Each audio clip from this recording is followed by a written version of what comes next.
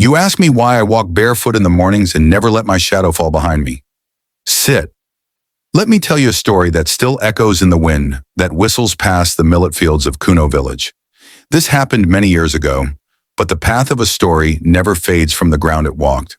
There was once a boy named Oluwasun, but everyone called him Sun. He was the son of Mama Ajoka, the finest weaver in our village, and a woman who could cook a pot of egusi stew so rich the aroma would humble the palm trees. Sun, though, was not content with what he had. He wanted more than his father's old sandals, more than his mother's steaming bowls of yam porridge, more than the laughter of his siblings around the fire. He wanted to be important. Seyun's longing grew like an itch under his skin. He would sit under the mango tree by the schoolhouse, watching traders pass on their way to the big market in Oyo, their donkeys heavy with calabashes, spices, radios, even mirrors. Mirrors. To Seyun, that was magic. Now in our village, they say never to speak your wishes aloud under a new moon. But Seyun was alone one night, frustrated after losing a race to his older cousin, and under that dark sky he shouted, "I would give anything, anything, to never be ordinary again." The wind rustled strangely in the bushes. A voice calm and silky answered, "Even your shadow?" Seyun turned. A man, if you could call him that, stood by the udala tree. His eyes were too still, and his feet made no prints in the dust. "A shadow is just a weight," the stranger said. "You carry it and gain nothing." "What would I gain instead?" Seyun asked, still breathless from running. The man's smile stretched too wide. "Speed, strength, the respect of all who see you." Seyun didn't think.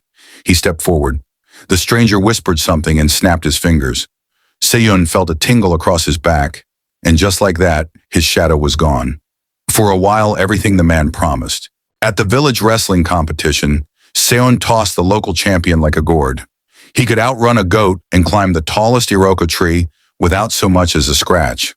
The other boys looked at him with fear and envy. Even the elders began to greet him with hesitant respect. But soon, strange things began to happen. Chickens would not come near him.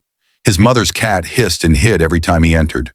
Little children cried when he walked past. People began whispering. At first it was, "That boy Seyun is gifted." Then, "He is not like us." And finally, "He is cursed." One evening during the festival of Ogun, everyone gathered in the square. The drummers played their hearts out, and the dancers spun like wind through dry leaves. Sun stepped forward to join, but when the firelight hit him, there was nothing behind him, no shadow. Gasps rose, mothers pulled their children away. Even his own mother stepped back. "Seyun," she whispered, "what have you done?" He ran. He ran past the compound, past the cassava fields, into the forest where the old ones say spirits walk when the moon hides. He wandered for days, eating berries, drinking from streams, calling out for the stranger, but no one came. On the fourth day, tired and starving, Seyun met an old hunter named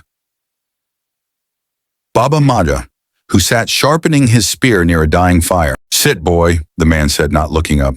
"You traded something that could not be sold." Sun fell to his knees.